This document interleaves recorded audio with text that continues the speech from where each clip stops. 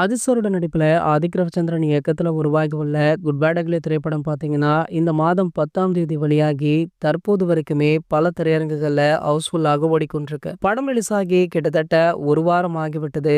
இருந்தாலுமே ஹவுஸ்ஃபுல்லாக ஓடிக்கொண்டிருக்கு அப்படின்றது ஒரு மிகப்பெரிய விஷயமாக பார்க்கப்படுது. அது மட்டும் இல்லாம தற்போது டாப் ஸ்டாருடைய படங்கள் வெளியானால் கூட 3 நாட்களுக்கு மேல கூட்டம் வராது. ஆனா குட் பேட் அக்லி திரைப்படம் அதனையுமே தாண்டி தற்போது பல திரையரங்குகள்ல மாஸ் காட்டிட்டு இருக்கு. அந்த திரையரங்க உரிமையாளர்கள் தியேட்டர் ஹவுஸ்ஃபுல்லானதை எடுத்து சமூக வலைதளங்கள்ல போஸ்ட் பண்ணிட்டும் இருக்காங்க. இதனையுமே ரசிகர்கள் கொண்டாடிட்டு இருக்காங்க.